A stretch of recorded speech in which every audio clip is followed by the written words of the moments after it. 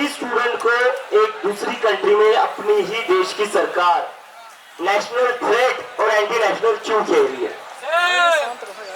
उस चीज का मुझे बहुत बुरा लग रहा था क्योंकि वहां पर मुझे सारे लोग अभिजीत बोलकर नहीं जानते थे, इंडियन बोलकर जानते थे।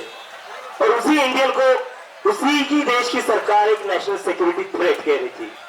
तो उस समय मैं काफी परेशान था। तो जो इंसान, मुझे जो सबसे पहला कॉल आया वो कुणाल भाई से आया, और मुझे लगता है कि इसलिए आया होगा क्योंकि ये सबसे पहले इंसान थे जिनको इंडियन नेशनल कहा गया था। तो हम भी कुणाल भाई के रास्ते पर ही चल रहे, और अगर इस सरकार का मजाक उड़ाना एंटी नेशनल है, अगर इस सरकार से सवाल करना एंटी नेशनल है, तो लगा ना सब पर केसेस। बस एंटी नेशनल क्यों बोल रहे हो? केसेस लगाओ, डालो जेल के अंदर। क्यों बोल रहे हो जॉर्ज सोरोस की फंडिंग है? ईडी सीबीआई लगाओ, कर लो इन्वेस्टिगेशन, बता दो कितने $1000 मेरे बैंक अकाउंट में पड़े हुए हैं। बस आरोप से नहीं लगे चलेगा, इन्वेस्टिगेशन भी करनी पड़ेगी आपको। दिखा दीजिए, सबके सामने सच रख दीजिए। और अभी मैं कुणाल भाई को कहूंगा अपनी बात रखे, उससे पहले बस एक सवाल है, मैं तमिलनाडु कैसे आएगा?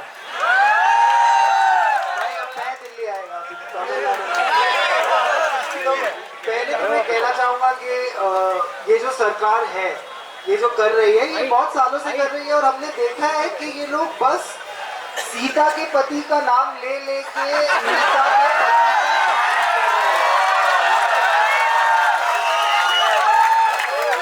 ये सरकार में कोई मोरालिटी नहीं है, कोई शर्म नहीं है। हमारे देश का एक और गांधी 17 दिन से बिना खाए यहाँ बैठा है, और गोदसेवादियों को कोई चिंता नहीं है इस बात की।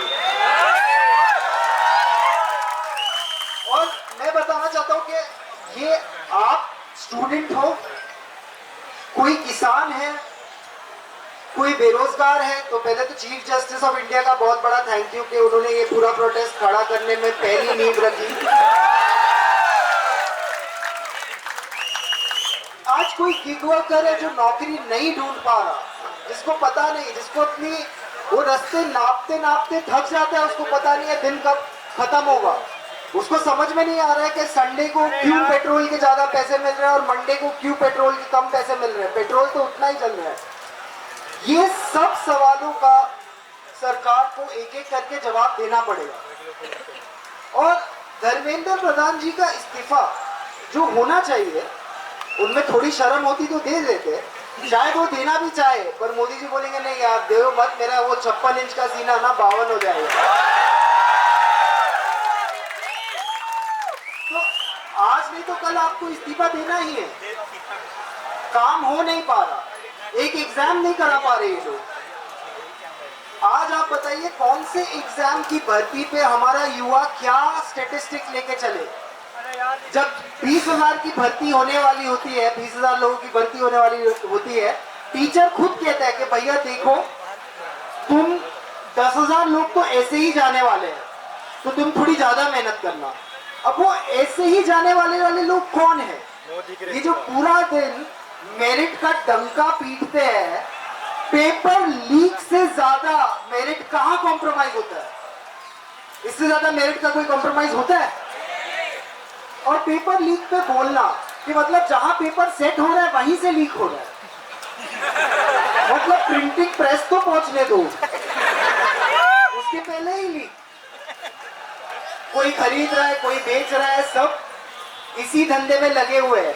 और आपको लगता है जो पेपर लीक से सिस्टम में घुसेगा वो किसकी मदद कर पाएगा? कोई सेफ नहीं है ये एनवायरनमेंट में, कोई भी नहीं।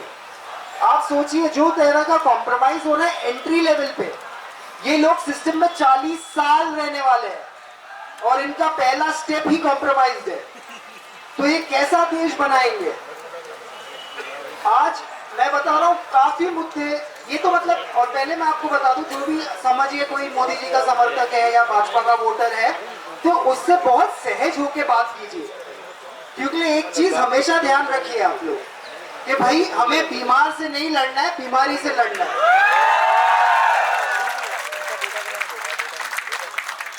तो बस आप देखिए, उनसे बात कीजिए, उनको समझाइए।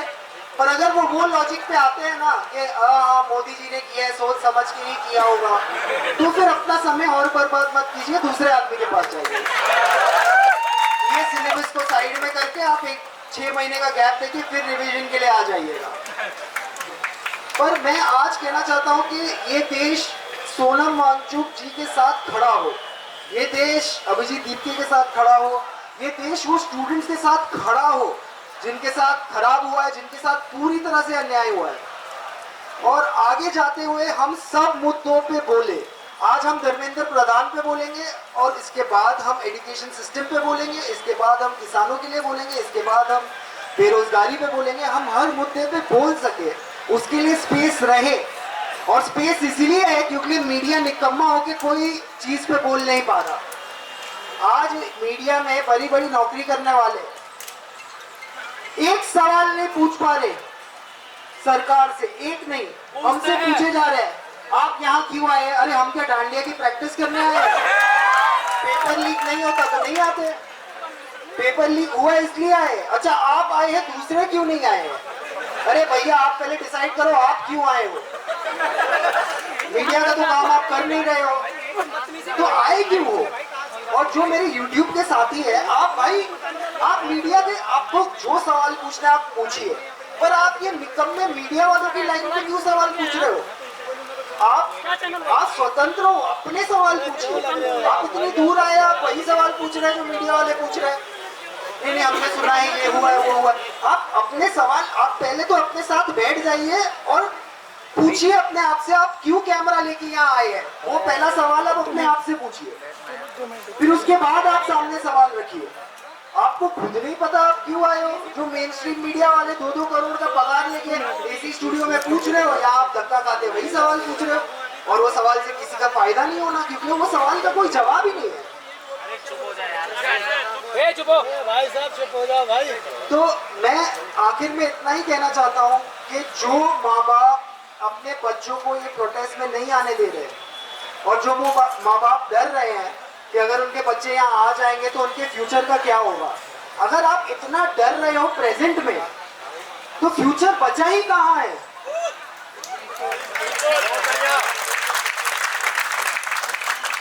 प्लीज जितना आप वक्त दे सकते हैं आप जुड़िए, और काफी स्टूडेंट मूवमेंट्स जो ऑल ओवर इंडिया है, उनको भारत का तिरंगा लहराते हुए इस आंदोलन में अपना समर्थन देना चाहिए। यही बात करके मैं आपसे अलविदा लूंगा। Thank you.